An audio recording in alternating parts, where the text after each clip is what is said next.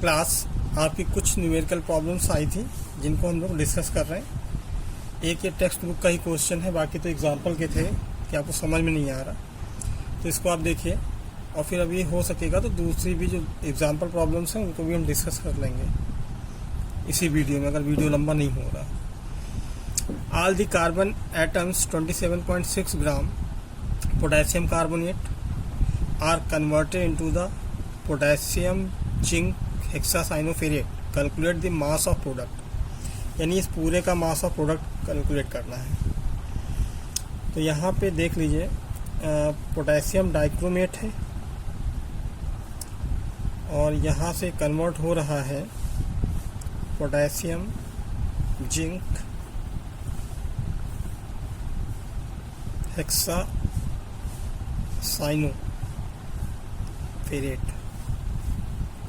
ठीक, तो बेटा इसका मॉलिक्यूलर मास निकालेंगे हम लोग तो 138 आ जाएगा।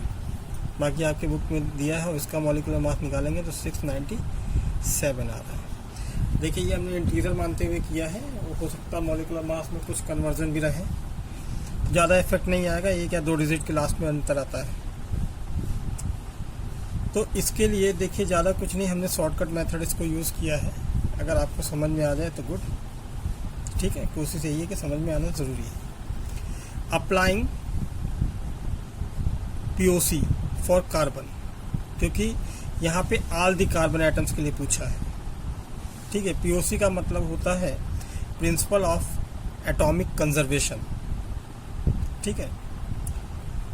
तो number of moles of carbon in K2CO3, ठीक है, और number of moles of carbon in product potassium zinc hexacyanoferrate. या इसको हम ऐसे लिख सकते हैं NC इन पोटेशियम कार्बोनेट और NC in potassium zinc hexacyanoferrate. तो देखिए पोटेशियम कार्बोनेट में देखिए कार्बन कितना है, 1 है, तो 1 इंटू N क्या है, मोल है, मोल ऑफ पोटेशियम कार्बोनेट। और इसमें टोटल प्रेजेंट है कार्बन कितने, 12, यानी 6 2 12, और यहाँ पे एक मॉलिक्यूल पोटेशियम जिंक हेक्सासाइनोफेरेट है, तो टोटल यहाँ पे 12 हो जाएगा, ठीक है। 12 into moles of potassium zinc hexacyanoferrate. अब ऐसा क्यों होता है, क्योंकि एक इसमें कार्बन कितना है, 1 है, और एक मॉलिक्यूल जिंक में कितने हैं, 12 कार्बन है। तो यहाँ पे मोल्स ऑफ पोटेशियम कार्बोनेट यानी 1 इंटू 2 W/M, और ये पोटेशियम जिंक हेक्सासाइनोफेरेट के हैं। इसमें टोटल कार्बन कितने हैं, 12 है। इसको हम रख लेते हैं। तो एक देखिए फार्मूला आ जाता है, तो इसको जब हम डिवाइडेशन करते हैं, ठीक है ना, तो ये कितना आ जाएगा आपका 0.2, और इसको करेंगे यहाँ पे 0 बढ़ा दिया गया, तो ये हो जाएगा 60।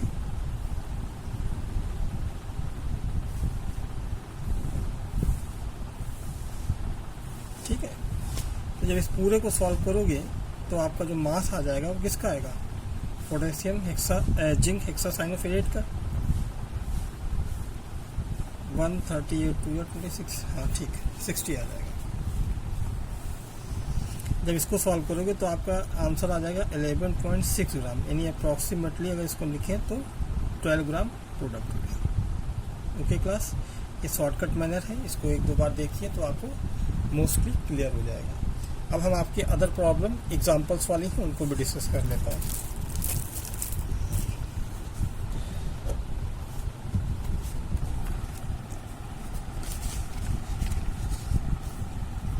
ये दिया हुआ है बेटा, एक क्वेश्चन है, mixture of FeO and Fe3O4 when heated in excess air, it gains 5% in mass. Determine the composition of mixture. तो यहाँ पे मिक्सचर का A ग्राम मान लिया गया FeO और B ग्राम मान लिया Fe3O4। ऐसा इसलिए किया गया है कि उसका मास भी इंक्रीज कर रहा है, यानी अगर A प्लस B जो है टोटल 100 है, तो जब उसको एयर के साथ हीट करते हैं, मान लीजिए ये A है और ये B है, ठीक है, तो इसको अगर हम इसके साथ मतलब स्टार्टिंग में ही FeO और Fe3O4 इन दोनों का अगर हम सम करें तो क्या आ जाएगा, 100 हो जाएगा, ठीक है। ये इसलिए ऐसे कंसीडर किए गए हैं। लेकिन जब इसको एक्सेस ऑफ एयर में करते हैं, ठीक है, तो यानी इन दोनों का जो एडिशन होगा, इन दोनों का मतलब केवल FeO और Fe3O4 के साथ इसका A प्लस B का टोटल 100%, जब इसको ऑक्सीजन के साथ किया गया तो पूरे का कैलकुलेशन कितना हो जाएगा, 105 हो जाएगा, गेन कर लेता है।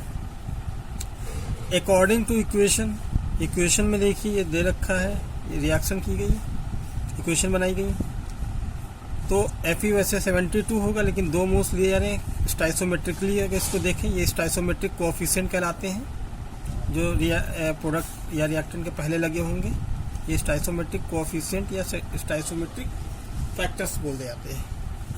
तो यहाँ पे Fe2O3 obtain from 144 gram of FeO, तो Fe2O3 का ये मास दिया है 160 ग्राम, या ऐसे लिख सकते हो 144 ग्राम FeO गिव्स 160 ग्राम Fe2O3, ठीक है। फिर Fe2O3 is obtain by the A ग्राम, तो एक इक्वेशन बन जाएगी। अगर इसको हम देखें बेटा 1 ग्राम Fe2O3 1 ग्राम Fe2O3 तो आपका क्या हो जाएगा 160 बाई, यहाँ पे देखिए 160 बाई 144 हो जाएगा। तो चूंकि इसका कंसीडर क्या किए हैं A ग्राम, तो इसलिए इंटू A हो जाएगा, ठीक। सिमिलरली जब B के साथ करते हैं तो B के साथ यहाँ पे 3 Fe2O3 बना, ठीक है, इसलिए यहाँ पे क्योंकि A जो था वो क्या था 1 था, तो यहाँ पे कोई दिक्कत ही नहीं है, एज इट इज लिख दिया गया, ठीक है। A ग्राम कर लिया, A मतलब ये A रहा है 160 इंटू A, और यहाँ पे 3 बना है, तो इसलिए यहाँ पे 3 और Fe3O4 से जो मिला है वो कितना मिला है 3 ग्राम ये दे रहा है, तो इसलिए 3 और उसको क्या माना गया B, तो 3B इंटू 160 बाई 464, इसका निकालोगे तो 464 आएगा, ठीक है। 232 जो है 1 का आएगा, 2 से मल्टीप्लाई करो 464 आएगा। अब एक इक्वेशन बन गई, इक्वेशन क्या बन गई, इसको आप चाहे ना भी देखो तो भी चलेगा, कोई दिक्कत नहीं। अब इन दोनों का सम क्या था 100% था, लेकिन जब इससे पहले जब रिएक्शन नहीं करता था, लेकिन अभी क्या है इनका 100, जब ये पूरा रिएक्शन किया है तभी आया। अब इनका 105 ग्राम यानी 5 ग्राम इंक्रीज कर गया, तो यहाँ पे सीधे ये इन दोनों का सम यानी A और B का सम टोटल गेन, मतलब ये ऑक्सीजन गेन करी ना, उसका टोटल क्या हुआ 105। तो जब इसको कैलकुलेट करोगे तो आपका A का आ जाएगा 21.06 और B का आ जाएगा 78.94। ओके, नेक्स्ट आपकी प्रॉब्लम और भी थी। 2 gram mixture of anhydrous sodium carbonate